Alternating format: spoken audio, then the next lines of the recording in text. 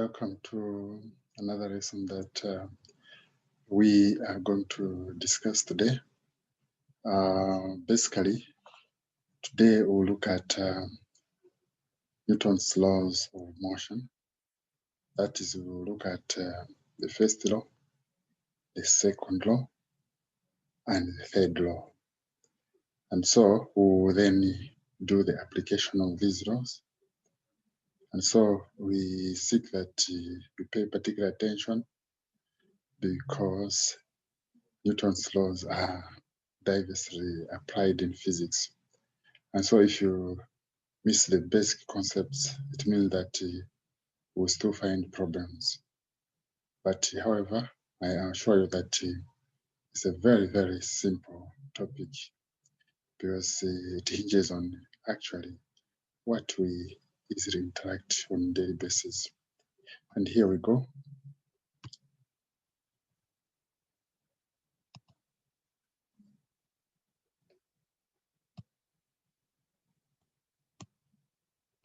So as I stated earlier, I said that Newton's laws are actually three of them.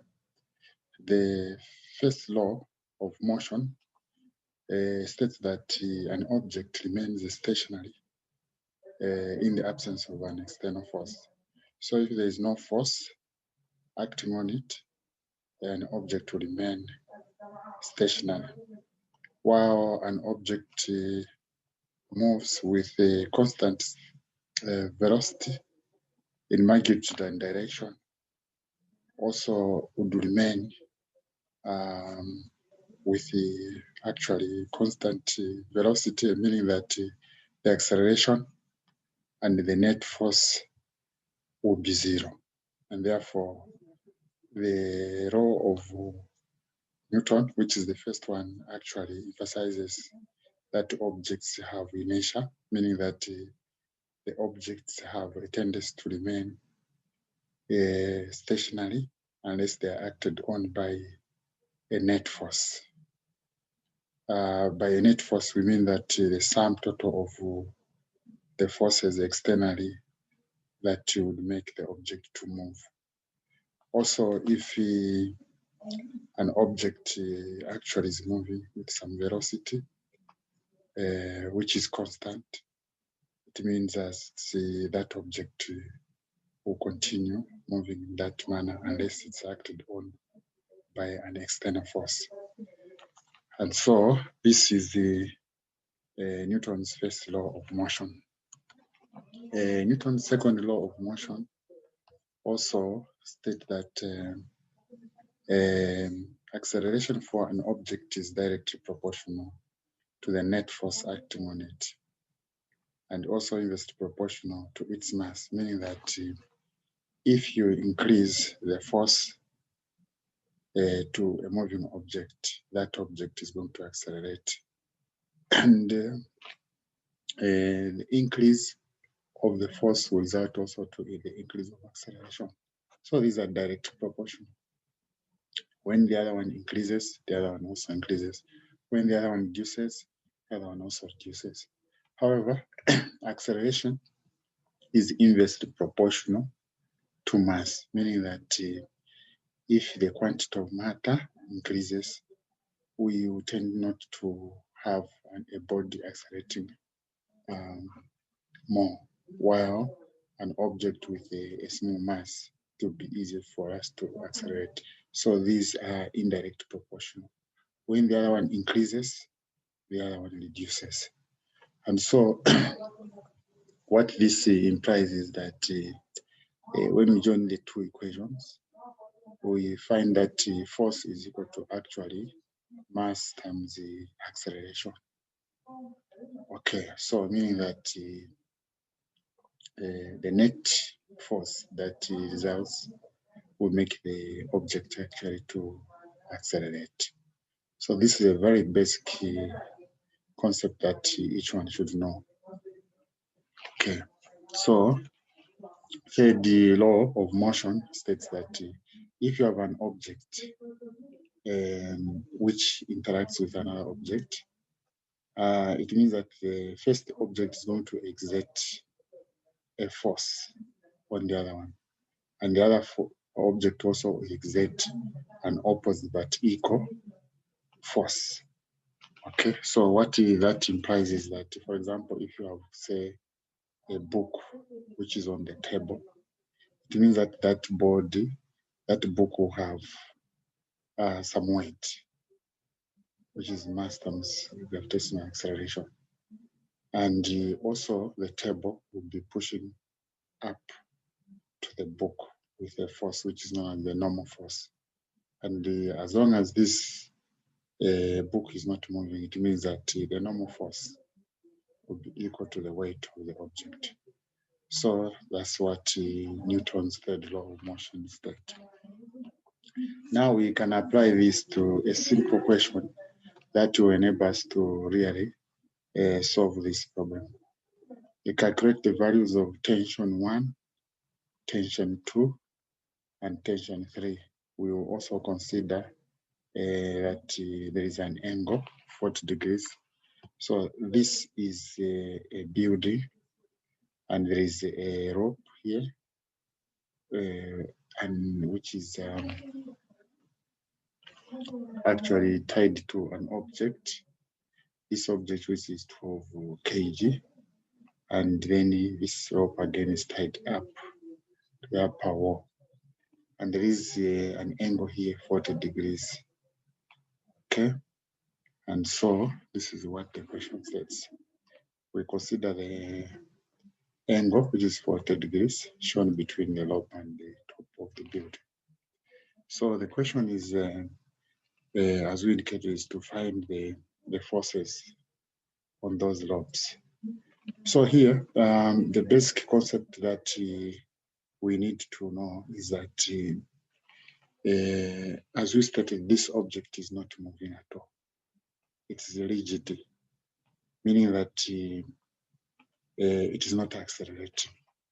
So when a body is not accelerating, has zero acceleration, we say that it is in equilibrium, meaning that the forces in the x-axis will add up to 0.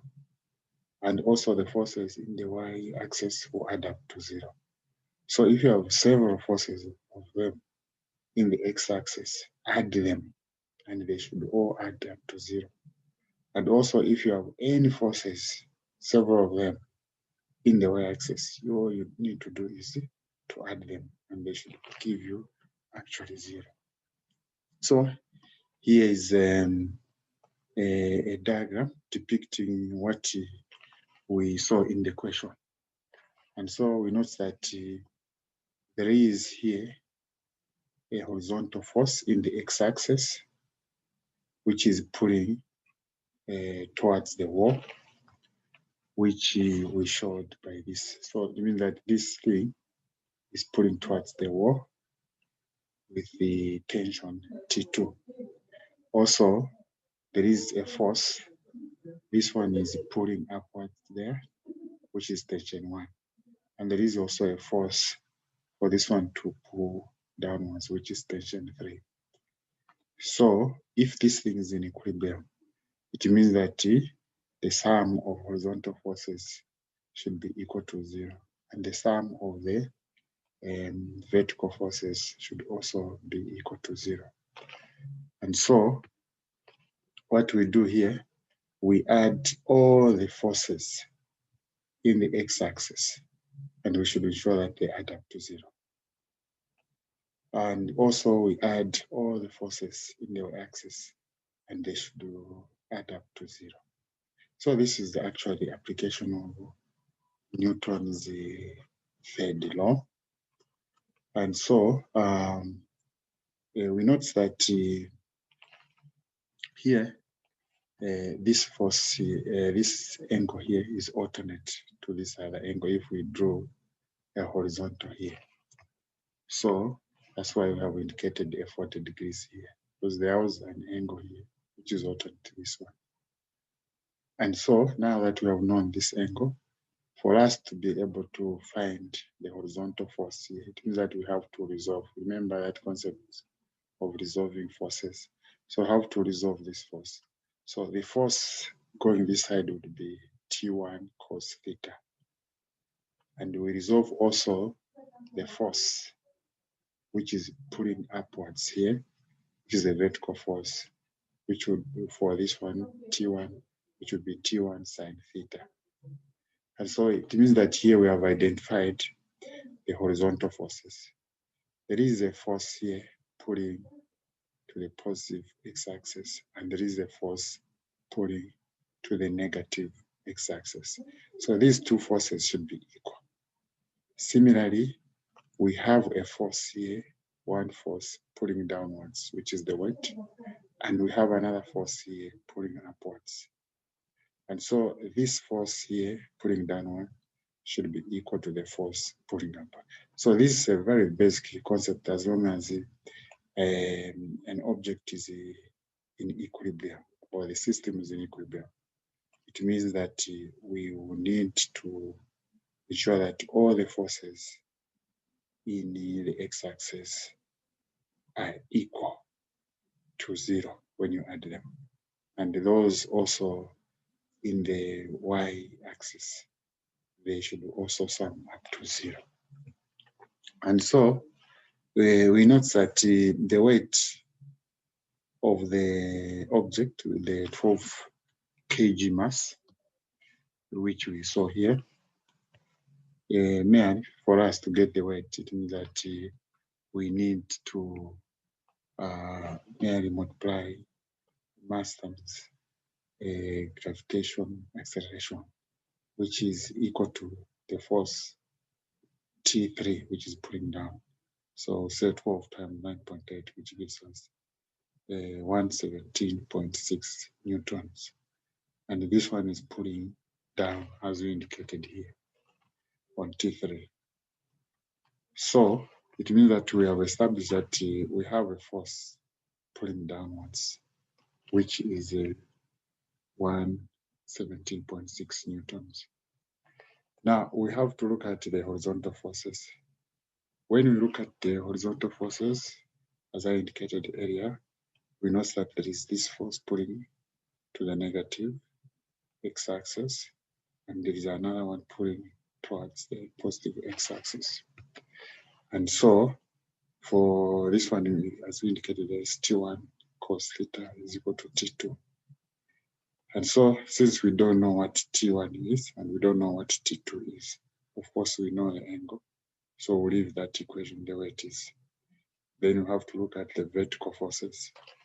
When you look at the vertical forces, as we indicated, we have T3 and we have T sine theta, which is pulling up. And so we can say T1 times sine theta is equal to T3.